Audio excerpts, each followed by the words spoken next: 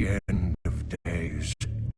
The first sign shall appear in the heavens. Justice shall fall upon the world of men. The armies of light and shadow will clash across the fields of eternity.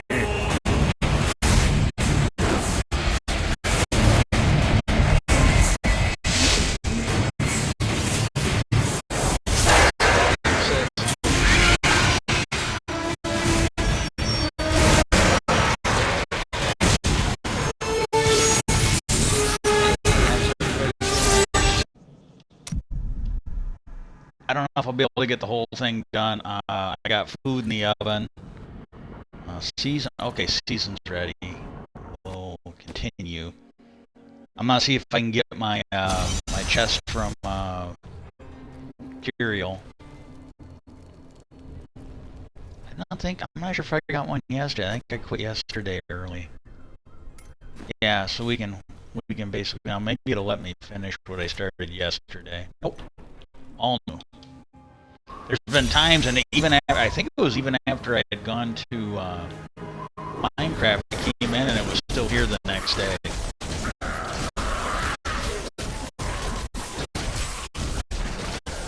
Well, yesterday my cat was just sick as all get out, and this morning, and again, I'm not saying it's what it is, but it reminds me of like when you're dry heaving, or when your body needs to puke, but it's not bringing anything up other than a little bit of juice. And yesterday, now she got sick yesterday, but then after she got sick, she came in and got she dry heaved like 5 times in my room, and it was like a little bit. I mean, the first one was the biggest, but there's a little bit of water with each one. And she did it again today, but it was just like 3 spots. But today, she was hungry. She was there waking me up for breakfast. So she's definitely doing a lot better, and I'm really glad. I mean, it is what it is, but if she goes, I'm really gonna miss her. We still got trouble. Like if she goes, we still got trouble, and everybody loves him, but Patches is my favorite pet. She really is. This summer, this fall, hell, maybe even this spring, she turned at least 18. But I know there was talk where I thought it was more like 6 months. But there was talk that she was older than we thought she was. We thought she was brand new. And the original vet, I thought it was like 6 months to a year. And but he figured, my brother was saying he wasn't here. But again, my memory, I'm not entirely sure. But she might be on her 20th year. It's at least a possibility.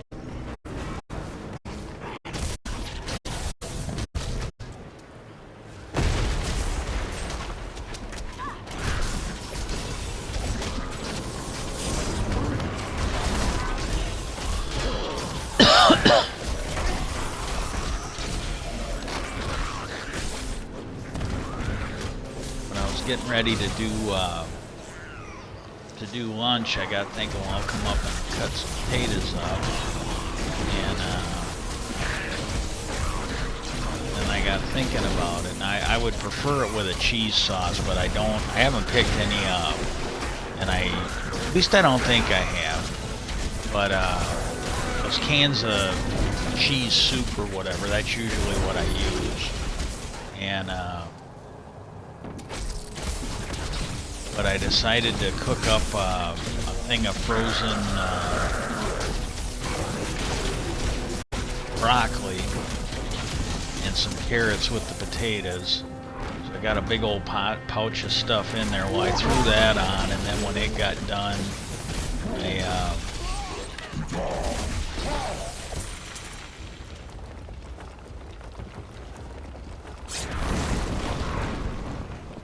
then when that got like halfway cooked, I threw the chicken in.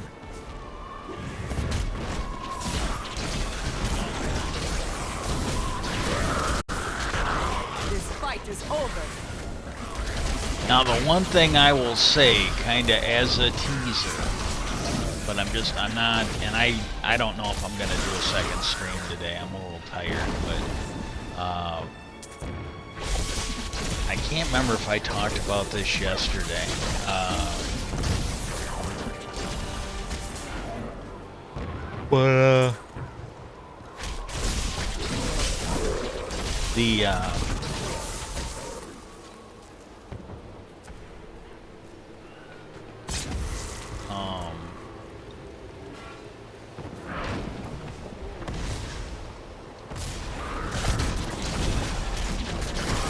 Your flaws are revealed.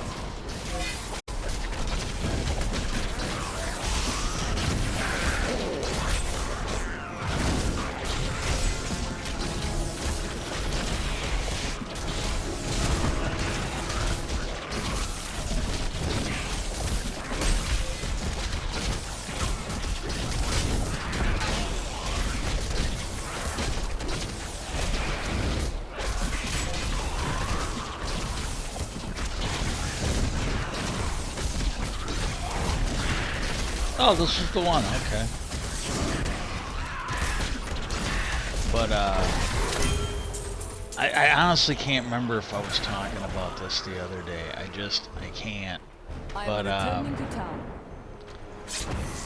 that Ross Coulthard, he's a Australian journalist. Just for anybody that's just popping in, I want you to have the whole... He's worked with, I think it's 60 Minutes Australia. There's like a big news, I think it seems like it's a big news channel like News 2 or something like that. They had him do a UFO documentary, and I would say the Showtime one, but like the one that the one that was done by well, the guy that was behind Alias, J.J. Abrams. I would say it rivaled the one that J.J. Abrams had done for Showtime. Now, the Showtime one was definitely better, clearly had a bigger budget. But I watched it on YouTube. They had it on there, and it was definitely good. I don't think anybody honest can say that it wasn't good. They might not like it. Maybe it's not their cup of tea. But I thought it was very, very well done. And when they did the UFO hearing last week, one of the things that was brought up, and I'm probably, just the way I am today, I'm probably mixing more than one source. But what happened was, there's this guy, and I've been spelling it wrong. I've been spelling it A-R-R-O, and I left the W off. Well, it's A-A-R-O. It's basically, I think, what the UAP task force was eventually renamed to. And there, he basically did an after report of the director of Arrow when he went to brief Congress in an open hearing. And him and Zabel, his partner in crime on Need to Know, they talked about how he clearly didn't seem to want to be there, you know. And you got to understand the history of the military. I don't know, and I don't know if it's the Pentagon or just the military or just like one or two branches. Because like when they initially started doing this UFO disclosure, my understanding is the Air Force was absent. And that, to me personally, I haven't heard anybody, and I heard some people saying this, but I'm going to go a little further. That to me was, I think, the first red flag from the military. It's like the Air Force is in charge of defending the airspace of the U.S.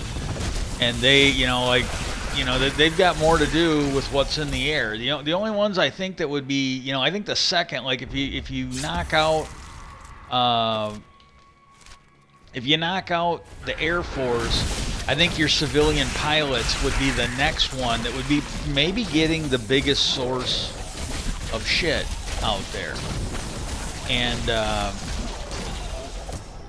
but the Army, they came forward. I think the Navy came forward. Well, the Navy's more, you know, they're a little more with dealing with foreign enemies, where the Air Force, they're like the last line of defense for the home front here.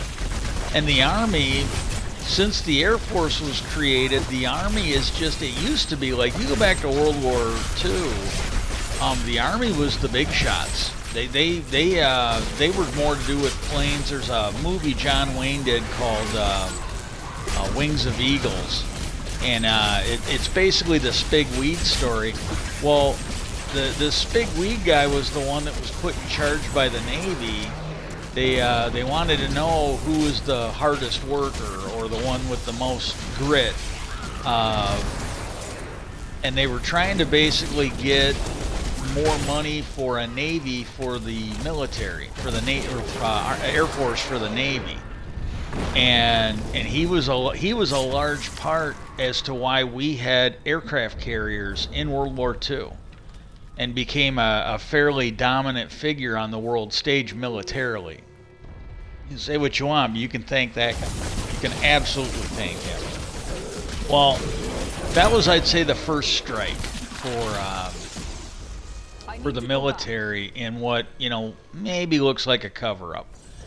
And you go back, and I don't know, this might have been the Army, might have been the Air Force, I'm not entirely sure. But I think it happened after Roswell.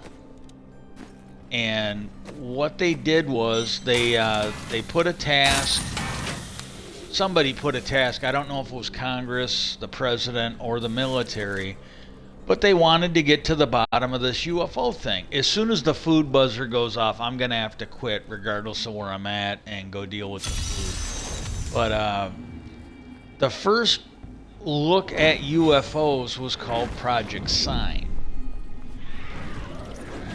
And my understanding, when they got done, they came back and said, yes, there's things in the sky that they're not from us, they're not from humans, and we don't know what they are. And somebody in the military basically fired all of those generals, and they put some new ones in place. And then what they did is they called it Project Grudge. And I want to put this into perspective.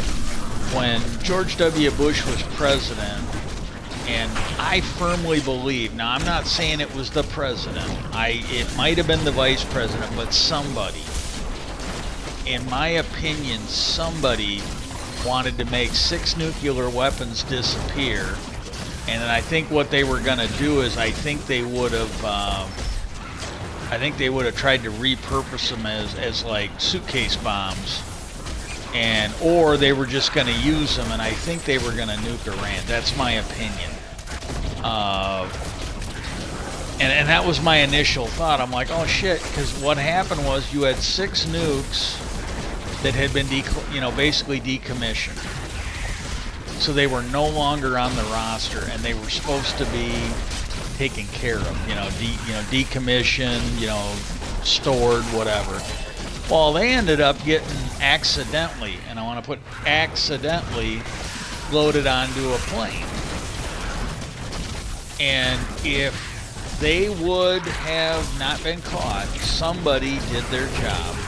But if they had not been caught, I think something bad would have happened. That's just my opinion. It's just a feeling I had. And what got me was, I think it was like 6 months later, it was later in the Bush administration when they were talking gung-ho about, you had John McCain going around, bomb, bomb, bomb, bomb, bomb, Iran. And there was a general who basically said, he goes, look, the Bush administration is nuts. He goes, former general, he wasn't still active duty, but he goes, the Bush administration is nuts. He goes, they're talking seriously about bombing Iran. And he goes, Iran's got 3 times the size of the military, 5 times the land space. And he goes, they are going to get us stuck in a war that we can't win unless we start using nukes. And I'm thinking, hello, there were, and who knows, maybe there were some other ones, but there were at least 6 nukes that they would have had access to if it wouldn't have been caught. And I don't know if this is what caused Rumsfeld to get fired or if he had already been fired. And I think I can't remember the defense secretary. I think it was Gates, but I'm not 100% sure.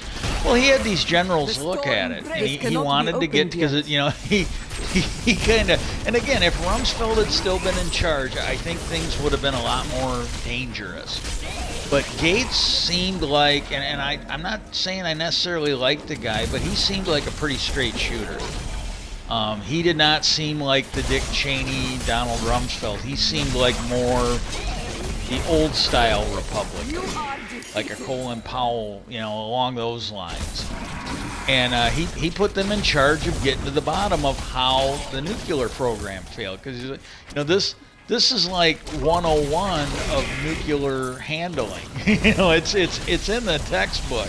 There's got to be something in there, letting you know that you have completely fucking failed if you've got 6 nukes that are decommissioned and just accidentally end up on a fucking plane where they'd be lost in the system. Well, those generals came back and they're like, oh yeah, we're not really sure. It just, it seemed weird. Well, he fired them. He's like, yeah, okay, you guys are fired. And he puts in, and he told me, he's like, now, he goes, I expect you guys to get me a fucking solid answer, And again, I'm paraphrasing. He was probably, now maybe he swore in public or private, but he was a guy that was real calm, cool, and, almost like a gentleman speaking when you talk to him. He might have been swearing like a sailor, but, like, I'm in public now, so he was clearly a more disciplined and refined person than I am, and I'm okay with that. And, well, anyways, he fired them guys because, again, they were supposed to get to the bottom of it. Well, this seemed like the opposite, but, it was clearly somebody sending a message. When they fired those generals for coming back and saying, well,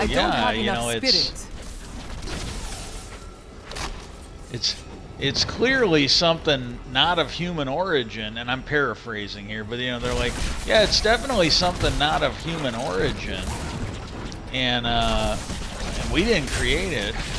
When he fired them, that was sending a message. That was the wrong fucking answer. That was very clearly what was being said. And well, then they came in and they named it Project Grudge. Again, another sign like, hey, fuckheads, we don't really care what you find. We're kind of giving you hint. A wink is as good as a nod to a blind man. We're giving you some feedback on like what we're expecting. Right or wrong, this is not the answer we want, So then they did Project Sign. And it was the same kind of thing. The generals looked at it and they misunderstood the assignment because they looked at it and they came back and they kind of told the truth. They're like, well, yeah, I think they lowered the number, but they're like, well, there's definitely stuff in the sky that we can't explain and we can't even tell you who owns it, So they were all fired, and then that's what launched Project Blue Book. That's my understanding of it. I was not part of it. I wasn't, but that's my understanding of what happened. And this guy apparently is, because he hasn't been fired yet, this guy understood the assignment. He went, testified to Congress, and I wish I could remember the guy's name. From what I remember, he's like, he's got a beard, and I think he might have had glasses on. Well, he went there, and this was something Ross Coulthart and Zabel said. They go, he really didn't seem to want to be there, and he was basically saying something different. And one of the scientists who worked on it, that Dr. Taylor from Skinwalker Ranch, he said that there was something that was released, and I don't know if it was a document or a statement, but there was something released by the UAP task force, and he's like, that's not what we gave them. That is absolutely not what we told them. And this was the same thing. You know, this guy, regardless of what has been said by others, I don't have enough spirit. he made the comment that he hadn't found anybody talking about this, that, or the other thing. And you know, he just hadn't, you know, and it, you know, they're looking into it, but they Not haven't enough spirit. found anything. They haven't found anything talking about alien bodies or recovered craft or whatever. Well, that got brought up in the UFO hearing last week, and they asked David Grouch, because he had talked to him, and they go, "Well, you've met with him, right?" He goes, "Yes, I had like an informal, cursory meeting with him," and then and they go, "Well, he basically told us this, that, or the other thing," and he goes, "Well, yeah," and he goes, "He wouldn't schedule a follow-up appointment." He goes, I kind of gave him, it was like Cliff Notes or whatever you want to call it, but he talked to the guy, and then he was going to meet with him again. He was going to bring the goods. He was going to bring the data. He was going to bring names, places, and all that. And he goes, the guy would not schedule a follow-up appointment with me. And it was kind of like the first UAP hearing they did last year, where they were asking these guys, and they're like, and it was the two guys that they had sent, and they're like, "Oh, well, yeah, we got all hands on deck, you know, we're getting through stuff as fast as we can." And they go, "Well, how many people are actually working for the UAP task force or whatever it was?" And they go, "Oh, we have 2 people working there." I might be getting this wrong, but this was the gist of it. And they let Congress know, "Well, we got 2 people working there." I go, "Oh, so you have 2 people working for you?" And they're like, "No, we're the 2 people." And one of the congressmen was like, "Wait a minute, you just told us all hands on deck." And they go, 4 hands is not a lot of hands for you know, to get to the bottom of it. I mean, it was basically, you know, to me, you know, that shit they did in the first one, I would say that is red flag number 2, that this is a shit show, not meant to get to the bottom. It's just supposed to, it's just supposed to like give people, you know, a feeling like something's going on. And well, what happened was, you know, they asked him, and he's like, "Well, yeah, I tried to schedule a, you know, something along the lines of he tried to follow up a second appointment, and the guy wouldn't do anything. You know, he just basically blew him off." And well, then what happened yesterday? I think it was yesterday. I saw a clip, and it was this Ross Coulthard, excellent Australian journalist. And he basically said that there is a gentleman from one of these legacy UFO programs that Grouch had talked about, and I might be pronouncing the guy's name wrong, but he was that main whistleblower. You had three witnesses that were there for that hearing last week, and 2 of them were pilots, and then there was Grouch. And I might be pronouncing it wrong. But he talked about some legacy UFO programs that he had interviewed people from it, or people had told him about it. Well, this is the guy from one of those programs. And Ross Coulthard made a fairly stunning announcement on News Nation that this guy contacted him. And he was basically asking Ross Coulthard, he's like, "Well, okay, how can I report this? How can I legally get this stuff out?" Because the guy don't want to go to jail. He doesn't want to lose his job or his security clearance. You know, he doesn't want to be like those phony whistleblowers that the Republicans trotted out from the FBI, who had already, who by the time the Republicans got him in to testify, some of them had already either been suspended or lost their job for basically, you know, misconduct or conduct just not really doing a good job. And you know, this guy didn't want to lose his job. He wanted to do the right thing and keep his job. You know, he didn't want to be like that. I can't remember the guy's name.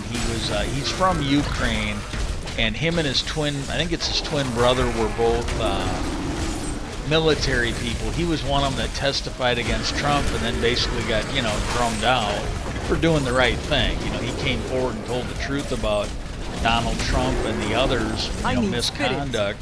This guy didn't want to be him. Zelinsky, I think his name. Because he didn't want to be him. He wanted to do the right thing and keep his job. And when you get into the fact that I am pretty sure I was drugged or poisoned for bringing up quality issues when I worked at GM, I can wholeheartedly kind of sympathize with him. Where he's like, hey, I kind of want to do the right thing, but I don't want to lose my job.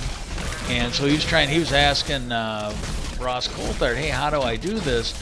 Well, then this is where he was reporting, somewhere in there he found out that this Arrow group that is supposed to be charged by Congress or whoever to investigate this, they don't have a phone number. They don't have an email address. And they said their Twitter account has not been used since the initial posting that they said we're open for business.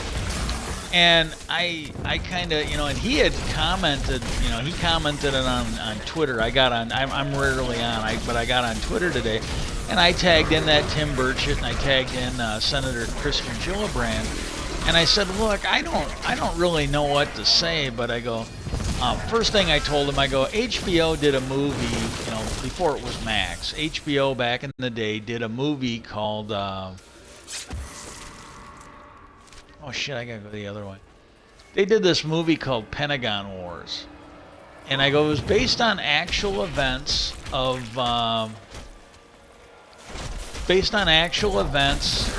involving the development of the Bradley. And I had to cut it down because Twitter's a little more stingy on words than Threads is. But it's like, hey,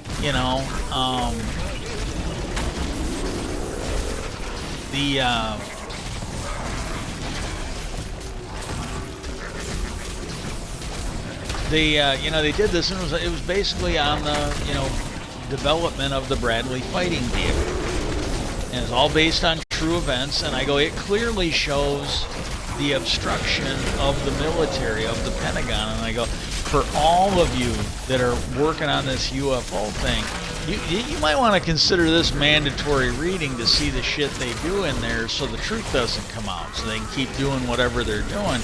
But I go, this thing here where he's reporting that they don't have a phone number that people can call, they don't have an email server that people can write to them, and then you add that to when they had their hearing, that one witness was saying, well, yeah, I tried to get a hold of him, I tried to tell him what I'm telling you, but he wouldn't set up a follow-up meeting. I go, I would say it's pretty clear that they're basically disrespecting you or something along those lines. They're basically not doing what they should be doing. It's pretty fucking clear. And so and I go, I don't really know what you guys should do, but they really appear to be making fools of you guys. And I go, I think you guys need to crack the whip and get to the bottom of this. And and it sounds like they're already talking about either some kind of a select hearing, or because what I'm saying is maybe they should do something, and I already mentioned this to people.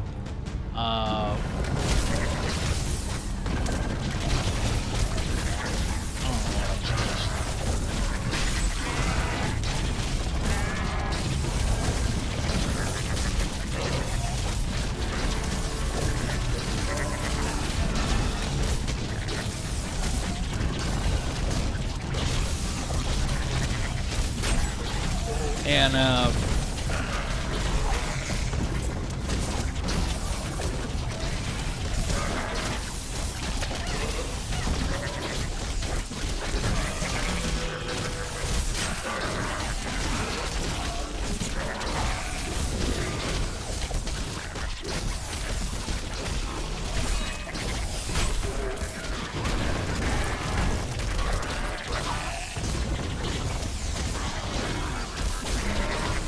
Not enough spirit.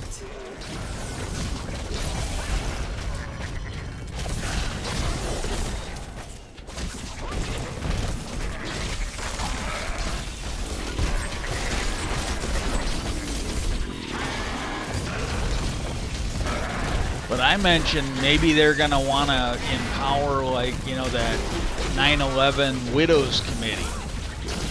They got a lot done. You know, get like 4 or 5 civilians that don't answer to the military, give them the fucking staff and the authority to get shit done, and just let them go to fucking town on it, you know. I don't have enough spirit. I think they should find people better than me, but I gotta be honest, if I was healthy, that is something that I would love to be a part of. If I didn't have the bullshit going on with me, that is something I would love. And then, you know, and basically give them the authority, you know, with a majority vote, they can basically declassify everything, and then let the military know, hey, look, if you guys do everything we tell you, you do it promptly, you don't give us any fucking running around, we will take this seriously. We got the authority, and if you fuck around with us just this much, we're gonna declassify everything. We're not gonna worry about your positions. We're not gonna worry about shit. We're just gonna fucking go to town on this. So don't fuck with us. You know, we're gonna make sure that if you fuck around with us, that we're gonna basically take away all your authority on this. We're gonna fuck over the military-industrial complex. We're gonna fuck over you people that are in high office in the military, and we're gonna turn it back over to the people. But if you fucking do what we tell you, exactly when we tell you, and you don't fuck us around, hey, you know, we'll work with you. We'll try to be decent about it. If you've got some concerns about sources and methods and all this other shit, we'll definitely hear you out, and we'll try and take it into consideration. Ooh, ooh, ooh, ooh, ooh. Oh my God, it's the same thing. Except for this is level 70. Oh my God, we're gonna do that. We are absolutely gonna do that.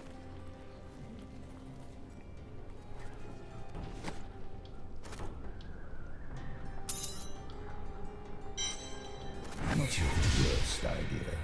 Not quite.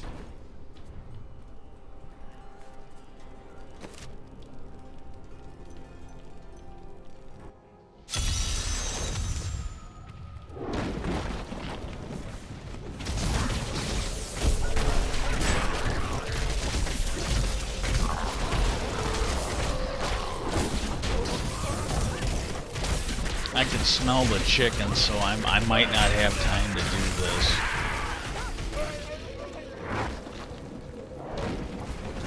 Yeah.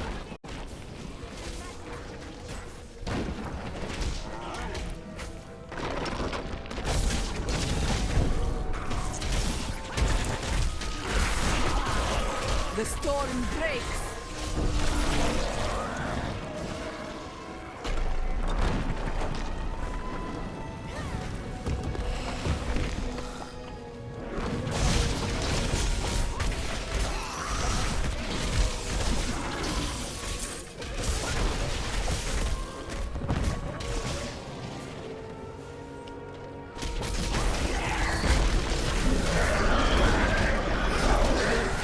Revealed.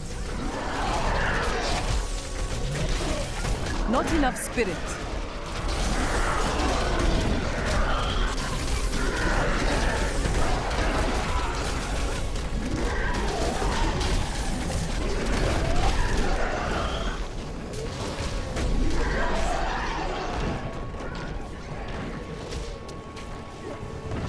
Oh, that's it. I gotta go. Peace out.